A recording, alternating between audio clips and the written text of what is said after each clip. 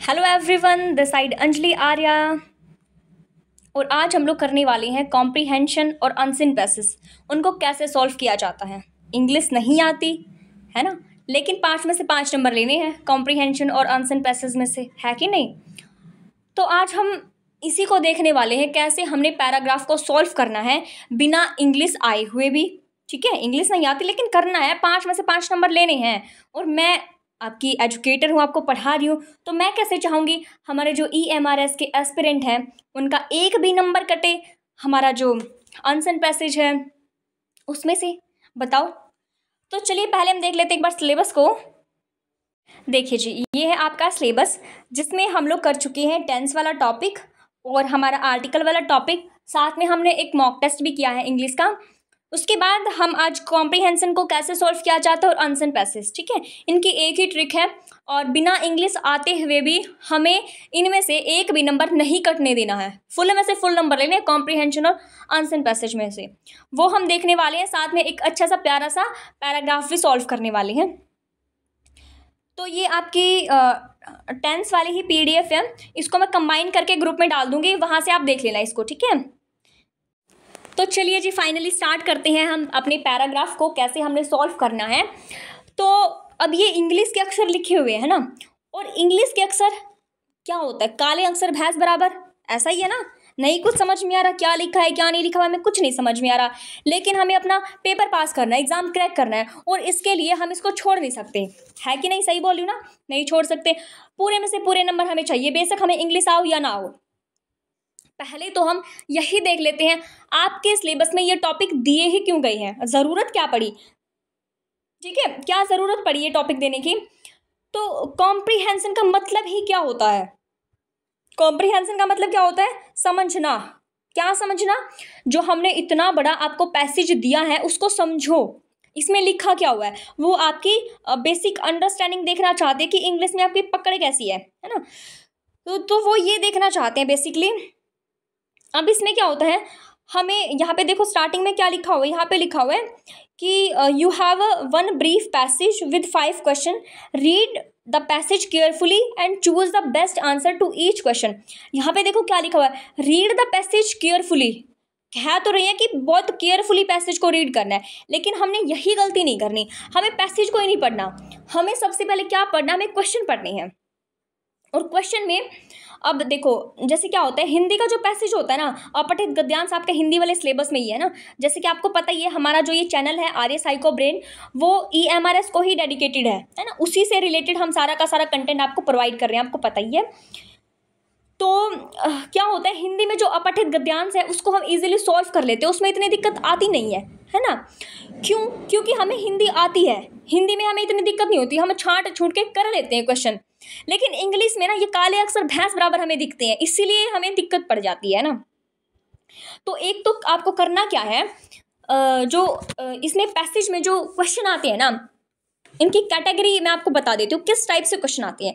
पहले तो क्वेश्चन आ जाएंगे, सिंपल क्वेश्चन आ जाएगा, है ना, या फिर दूसरा क्वेश्चन आपसे पूछ लिया जाएगा कि एंटोनिम बताओ या सिनोनिम बताओ किसी भी अक्षर का। जैसे कि आपको बोल देंगे कि जो हमारा रिक्वायर्ड है उसका बताओ, एंटोनिम क्या होता है, सिनोनिम क्या होता है, पूछ लिया जाएगा। फिर पूछ ले जाएंगे कि जो ये फ्रेज दी गई है, कोई एक अक्षर लिख देंगे, बड़ा सा सेंटेंस सा, बोलेंगे कि इस फ्रेज का, या इस टर्म का मतलब क्या है, या बोल देंगे ये जो हमारा पैसेज है इसका टाइटल बताओ आप, ठीक है। तो इस टाइप के क्वेश्चन यहाँ पे पूछे जाते हैं। अब क्या होता है कि कोई भी वर्ड हमें नहीं आता, हमें उसकी हिंदी बनाने की ज़रूरत नहीं है, जैसा लिखा है हमें उसको वैसा ही पढ़ना है। अगर हमें किसी वर्ड की हिंदी नहीं भी आती है, ठीक है, हमें नहीं पता इसका मतलब क्या है, उसको वैसे ही पढ़ लो, इंग्लिश में दिया ना तो इंग्लिश में पढ़ लो उसको, उस सेम वर्ड को हमने फिर पैसेज में ढूंढना है, ये लिखा कहाँ पे हुआ है, समझ के। ऐसे बड़े बड़े अक्षर को देखकर अपना कॉन्फिडेंस लूज मत करना, अब पसीने मत छोड़ने लग जाना, हाय ये कहाँ से आ गया, ये कैसे करना है, इसका तो मेरे को मतलब ही नहीं पता, है ना। तो इससे क्या होगा, आप नर्वस हो जाओगे, आपका सारा कॉन्फिडेंस खत्म, और फिर वो सारा का सारा पैसेज आपका क्या, हाँ समझ गए, आप समझदार हो गए हो।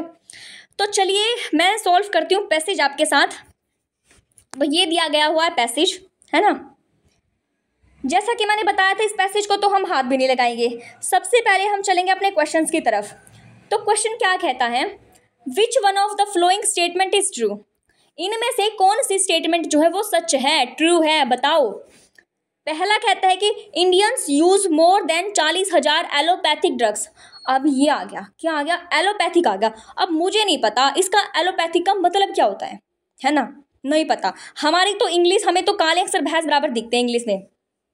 चलिए कोई बात नहीं। उसके बाद कहते हैं कि इंडियन हेट, हमें पता है हेट तो हम बहुत वर्ड यूज करते हैं ना, नफरत करती हूँ, आई हेट यू ना, ये हेट का मतलब तो सबको पता होगा, कोई दिक्कत कोई परेशानी नहीं होनी चाहिए। ठीक है, अब कहते हैं कि इंडियन हेट एलोपैथिक मेडिसिन्स। भाई इंडियंस जो है वो एलोपैथिक मेडिसिन्स को हेट करते हैं। चलिए आगे देख लेते हैं। आगे कहते हैं कि other Asian countries do not have allopathic medicines. Other जो हमारी एशियन कंट्री है ना, उनके पास नहीं एलोपैथिक मेडिसिन्स। आगे कहते हैं कि Indians can not afford allopathic drugs. ठीक है, अब हम चलते हैं अपने फाइनली पैसेज की तरफ, और पैसेज हमारा क्या कहता है, चलिए देखते हैं। कहता है कि ऑल्दो इंडियन स्पेंड, क्या कहता है, देखो, हाँ, Indian spend less money on allopathic medicines. ठीक है, कम करते हैं, कोई बात नहीं। Then peoples in the most Asian country more than 40,000 drug formulated are available here. Line समझो यहाँ पे क्या दी गई है, यहीं पे आपका आंसर छुपा हुआ है।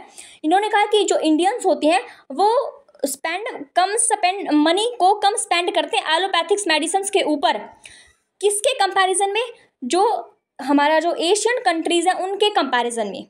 अब कहते हैं कि मोर देन 40,000 ड्रग फॉर्मुलेटेड अवेलेबल है। यहाँ पे 40,000 से ज़्यादा ड्रग फॉर्मुलेटेड होती हैं, कहाँ पर, इंडियंस में। अब हम कैसे कह सकते हैं कि जो इंडियंस होते हैं वो हेट करती हैं एलोपैथिक ड्रग से। भाई बात आई समझ में, ये नहीं हमारा होगा, ये हमारा नहीं होगा कि वो अदर एशियन कंट्रीज जो है do not have allopathic medicine, हम नहीं कह सकते क्योंकि इंडिया से ज़्यादा तो वहीं पे होती हैं।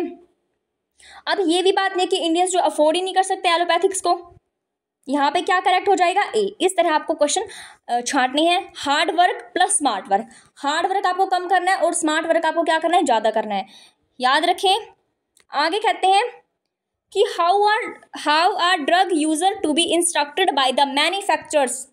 आपको समझ में आई ये लाइन, क्या कहा इन्होंने? अगर नहीं समझ में आई तो हमने क्वेश्चन में छांटनी है।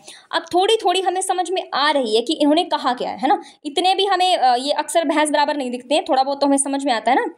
तो कहते हैं कि हाउ आर ड्रग्स यूजर, ये पता है हमने, यूजर है ना, फेसबुक यूजर, इंस्टाग्राम यूजर है ना, समझ के मतलब ड्रग यूजर्स जो है, जो ड्रग का यूज कर रहे हैं, drug users.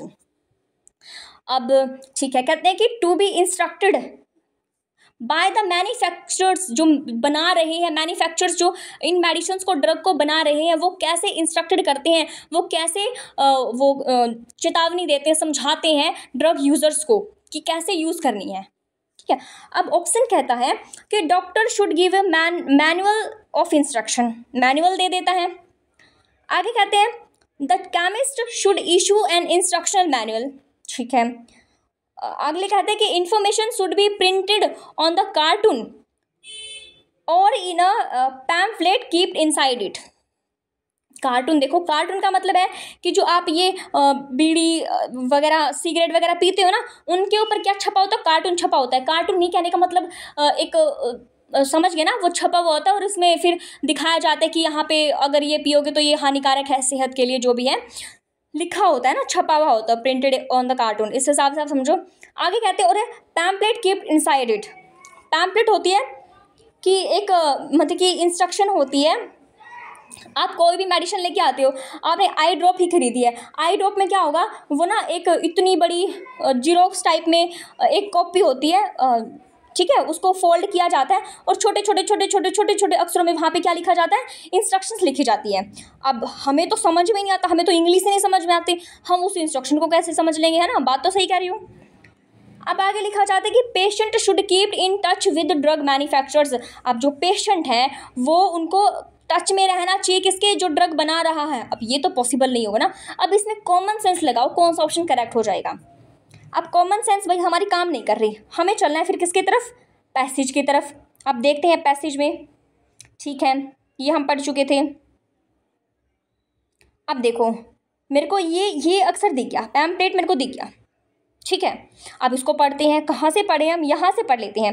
All manufacturers are required by law to provide information about their product. कहते हैं कि इंफॉर्मेशन प्रोवाइड करनी चाहिए अपने प्रोडक्ट के बारे में जो उन्होंने बनाया है, आइदर ऑन अ पैकेजिंग और अ पैम्पलेट इनसाइड, या उसके अंदर कुछ डाल दो इस टाइप का इंस्ट्रक्शन टाइप में। ठीक है जी। अब कहते हैं कि but in many cases the information is very meagre and hard to understand. इतनी ज़्यादा छोटी छोटी वो इंफॉर्मेशन होती है ना, वो हमें समझ ही नहीं आती। अब ठीक है, आया समझ में? यहाँ पे इसका आंसर क्या करेक्ट हो जाएगा फिर आप लोग ही बताओ। ठीक है, यहाँ पे इसका आंसर करेक्ट हो जाएगा जी ये वाला, नहीं सी यहाँ पे करेक्ट हो जाएगा। ठीक है, अब अगला क्वेश्चन देख लेते हैं। ड्रग मैन्युफैक्चरर्स जो है डू नॉट गिव इंस्ट्रक्शन, कहते हैं कि वो इंस्ट्रक्शन नहीं देते। गिव ऑल इंस्ट्रक्शन नेसेसरी, जो नेसेसरी जो जरूरी इंस्ट्रक्शन है वही देते हैं। Give very little and untangible information, unintangible information देते हैं। अब मेरे को नहीं पता ये इस अनइंटेंजेबल का मतलब क्या है, मेरे को नहीं पता। ठीक है, आगे कहते हैं कि give information only when asked, वो तभी इन्फॉर्मेशन देते हैं जब उनसे पूछा जाता है। अब आप खुद बताओ, अपना थोड़ा सा कॉमन सेंस यहाँ पे यूज़ करो। जब आप कोई दवाई लेने के लिए जाते हो तो क्या give information when only when asked, जब आप पूछते हो तो वो तभी इन्फॉर्मेशन देते हैं, या फिर वो इंस्ट्रक्शन देते ही नहीं है? जैसे आप गए हॉस्पिटल में दवाई लेने के लिए गए और आपने दवाई कोई ले ली, वो आपको इंस्ट्रक्शन देते ही नहीं है क्या करना है, कैसे लेनी है, रात के टाइम लेनी है, दिन के टाइम लेनी है, पानी के साथ लेनी है, दूध के साथ लेनी है, इंस्ट्रक्शन ही नहीं देते। और आगे कहते हैं कि ये सारी इन्फॉर्मेशन जो नेसेसरी इन्फॉर्मेशन, जरूरी इन्फॉर्मेशन वही देते हैं। अब कहते हैं कि give very little and untangible information, unintangible. अब यहाँ पे ना बात देखो किसकी कही गई है, यहाँ पे ड्रग मैन्युफैक्चरर्स की बात की गई है, जो बनाते हैं दवाइयों को, उनकी यहाँ पे बात की गई है। तो हमने पढ़ा था, क्या पढ़ा था यहाँ पे? हमने पढ़ा, देखो ये वाली चीज़ यहाँ पे देखो, हमने ये पढ़ी, यहाँ पे देखो कहते हैं कि वो इन्फॉर्मेशन तो देते हैं मैन्युफैक्चरर से, ठीक है, जब पैम्पलेट वगैरह में उसके अंदर डाल देते हैं, बट बहुत से केसेस में जो इन्फॉर्मेशन होती है ना वो बहुत छोटी होती है और समझ में नहीं आती। यहाँ पे लिखा हुआ है हार्ड टू अंडरस्टैंड, तो यहाँ पे करेक्ट क्या हो जाएगा आप ही खुद बताओ, करेक्ट क्या हो जाएगा? इन्फॉर्मेशन देते हैं बहुत लिटिल और अनइंटेंजिबल, जो समझ में नहीं आती। देखो इंटेंजिबल, इंटेलिजेंट क्या होता है? समझदार इंसान, और अन लगा दिया इसके आगे, तो अन क्या लग गया ये बताओ? हमने हिंदी में पढ़ा है उपसर्ग है या प्रत्यय, बताओ क्या है? हिंदी में तो हम बहुत इंटेलिजेंट है, बात तो उपसर्ग है या प्रत्यय है, तो ये आगे उपसर्ग लगा दिया, अन उपसर्ग लगा दिया इंटेलिजेंट के आगे, तो ये अनइंटेंजिबल बन गया। तो इसका मतलब क्या है? समझ में नहीं आते, हम नहीं आते, गिव वेरी लिटिल इन्फॉर्मेशन देते हैं जो कि बिल्कुल समझ में नहीं आती। यहाँ पे बताओ करेक्ट क्या हो जाएगा, आप खुद बताओ। यहाँ पे करेक्ट हो जाएगा सी, ठीक है जी। अब कहते हैं कि which one of the following is true, कौन सी ट्रू है इनमें से? क्या कहते हैं? Throw away the drug that produce side effect and try another, जो ड्रग जो दवाइयाँ साइड इफेक्ट देती हैं उनको हमें फेंक देनी है और दूसरी हमें यूज कर लेनी है। अब कहते हैं कि ड्रग में be taken with all kind of foods, समझे बात को? आगे कहते हैं कि drug do not inhibit our normal life style, inhibit नहीं करते हैं हमारी नॉर्मल लाइफ स्टाइल को। अब अगला कहते हैं कि drug should be used only according to prescription, drug use करनी है ओनली अकॉर्डिंग टू प्रिस्क्रिप्शन, जब प्रिस्क्राइब करे जाए। अब क्या होता है, आपको बुखार होता है ना, पहले तो आप दवाई लेने के लिए जाते हो, अपनी तरफ से तो कुछ भी दवाई नहीं लेते, जो डॉक्टर आपको प्रिस्क्राइब करते हो वही तो दवाई लेते हो। तो यहीं पे कह रहे हैं कि drug should be used only according to prescription, तभी लेनी चाहिए। अब हम देख लेते हैं कहाँ पे, हमारे पैसेज में देखो, यहाँ पे लिखा हुआ है, क्या लिखा हुआ है? What are the step to taken for safety, क्या स्टेप लेने चाहिए? Take a drug only recommended on a label और बाय अ डॉक्टर। कहते हैं कि ड्रग लेनी चाहिए ओनली एज रिकमेंडेड, जब रिकमेंड की जाए, ऐसे ही अपने आप से कुछ भी उठा के नहीं लेनी चाहिए। अगर दर्द है तो आप ले रहे हो सिर के दर्द की दवाई, पेट के दर्द की दवाई है ना, तो ऐसे नहीं लेनी है, जब रिकमेंड की जाए तभी इन्होंने ये बात कही है। आगे कहते हैं कि if you feel ill after taking a drug check it with doctor.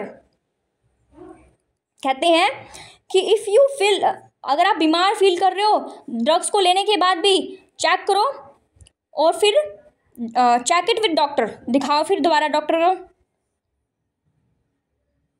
Do not mix drug, जो हम करते हैं ना, कई बार क्या करते हैं, हमने 3-4 दवाइयों को मिक्स कर दिया और तब ले ली, तो मिक्स दवाइयों का नहीं करना है।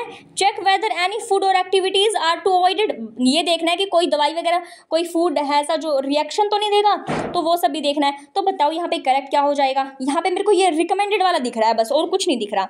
तो चलिए हम चलते हैं अपने ऑप्शन की तरफ, और यहाँ पर भी मेरे को क्या दिख रहा है, यहाँ पे मेरे को प्रेस्क्रिप्शन दिख रहा है, तो प्रेस्क्रिप्शन और रिकमेंडेड थोड़ा दिख रहा है मैं सिमिलर सा, तो यहाँ पे करेक्ट क्या हो जाएगा, डी यहाँ पे करेक्ट हो जाएगा। एक आपका तरीका ये है पैसेज को सॉल्व करने का, और दूसरा तरीका मैं आपको बताऊं तो आपको क्या करना है, आपको पहले पूरा का पूरा पैसेज पढ़ना है बहुत ध्यान से, ठीक है। पैसेज नहीं, आपको क्या करना है, ओवरव्यू करना है एक बार पैसेज का। आप क्या करोगे, 30 सेकेंड या फिर 1 मिनट आप उस पैसेज को दोगे, आपको मोटी मोटी नज़र मारनी है उस पैसेज के ऊपर, ठीक है जी। फिर ये देख लेना है कि उस पैसेज में दिया क्या गया है। उसके बाद फिर आपको क्या करना है, फिर आपको जाना है क्वेश्चंस की तरफ डायरेक्ट, क्वेश्चन पढ़ने हैं, उनका कीवर्ड देखना है, और आपको जो रफ सीट दी जाएगी साइड में उसको लिख लेना है, जो आपके क्वेश्चंस के जो कीवर्ड हैं वो लिख लेने हैं। उसके बाद फिर दोबारा से आपको क्वेश्चन पे जाना है, फिर क्वेश्चन में देखना कि वो कहाँ पे दिया गया है, वो अक्सर वो आपने जो कीवर्ड लिखा है वो लाइन कहाँ पे दी गई है, तो ऐसे आपने देखना है। या फिर एक तरीका ये है कि आपने पहले पैसेज को ध्यान से पढ़ना है, फिर आपको ऑप्शंस देखने हैं, कौन सा ऑप्शन दिख रहा है यहाँ पे, एक एक क्वेश्चन पढ़ना है, फिर आपको पैसेज पे आना है, फिर वो छाटने, इस तरह आपको करना है। अब देख लो जो आपको सूटेबल हो वो आप कर लेना, लेकिन आपका पैसेज में से एक भी नंबर कटना नहीं चाहिए, ठीक है। उसके बाद हम क्या करेंगे, अब जब हमारा सिलेबस कंप्लीट हो जाएगा इंग्लिश का, हिंदी का हम ऑलमोस्ट कंप्लीट कर चुके, ऑलमोस्ट का सभी कंप्लीट हो चुका है, रीजनल हिंदी हमारी चल रही है, उसके बाद टीचिंग एप्टीट्यूड हमारा कंप्लीट हो चुका है, हॉस्टल वार्डन एडमिनिस्ट्रेटिव जो एप्टीट्यूड है वो भी कंप्लीट हो चुका है, एक्ट भी हमारे चल रहे हैं, एक एक्ट हमारा बचता है, जनरल अवेयरनेस ऑलमोस्ट कंप्लीट हो चुकी है, और वो हम जब तक हमारा एग्जाम नहीं होता वो हमारी चलती ही रहेगी, उसको हम कभी बीच में रोकेंगे नहीं जनरल अवेयरनेस को। और क्या हो गया, आईसीटी कंप्लीट हो चुका है, रीजनिंग की इंट्रोडक्शन क्लास हम ले चुके हैं। तो ऑलमोस्ट हमारा जब सारा सिलेबस कंप्लीट हो ही जाएगा, फिर हमने कुछ नहीं करना, हमने सिर्फ एमसीक्यू, पीवाईक्यू, प्रैक्टिस, रिवीजन यही करना और कुछ नहीं करना। इस बार आपको एग्जाम क्रैक करना है, बात को समझ रहे हो बस। चलो ठीक है, अगर वीडियो अच्छी लगी, पसंद आई तो लाइक शेयर सब्सक्राइब जरूर करना है। Thanks for watching.